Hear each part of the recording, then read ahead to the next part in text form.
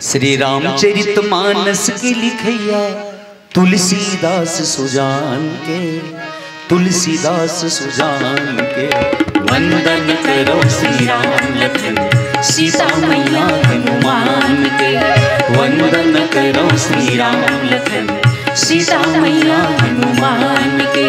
श्री रामचरितमानस की लिखैया हो,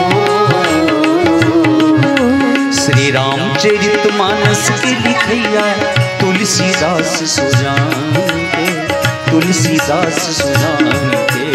वंदन करो श्री राम लखन सीता मैया हनुमान के, वंदन करो श्री राम लखन सीता मैया हनुमान के।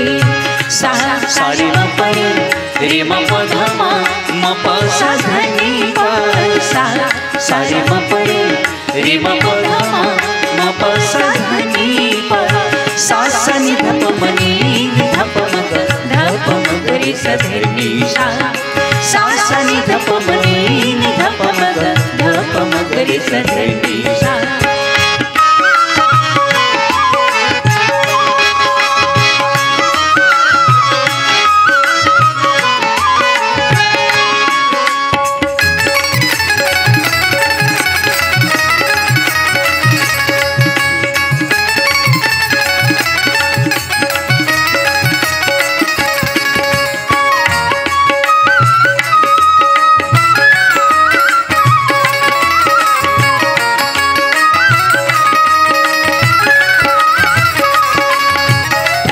दशरथ नंदन असुर निकंदन जगत के पालनहार के, जगत के पालनहार के, जगत के पालनहार के।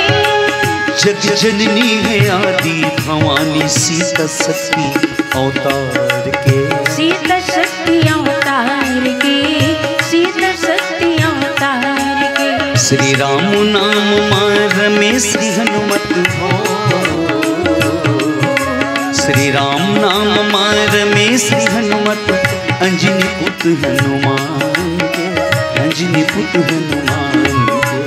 वंदन करो श्री राम लखन सीता मैया हनुमान के, वंदन करो श्री राम लखन सीता मैया हनुमान के।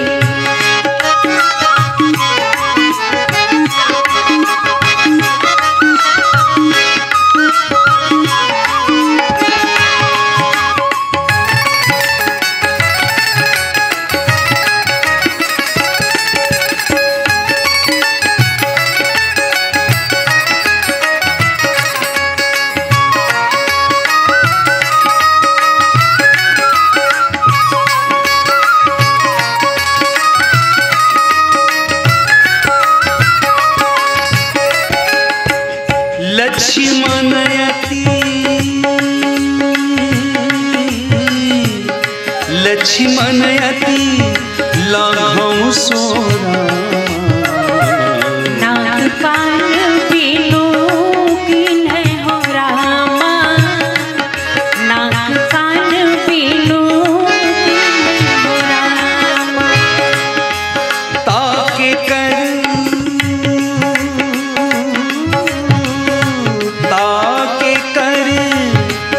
रावण करहु मनो चुनौती दिन्हु रामा, मनो चुनौती दिन्हु रामा।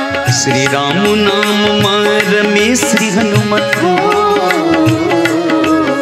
श्री राम नाम मार में श्री हनुमत अंजनी पुत हनुमान के, अंजनी पुत हनुमान के। वंदन करो श्री राम लखन सीता मैया हनुमान के, वंदन करो श्री राम लखन सीता मैया हनुमान के। वंदन करो श्री राम लखन सीता मैया हनुमान के, वंदन करो श्री राम लखन सीता मैया हनुमान के। बोल रामचंद्र की जय।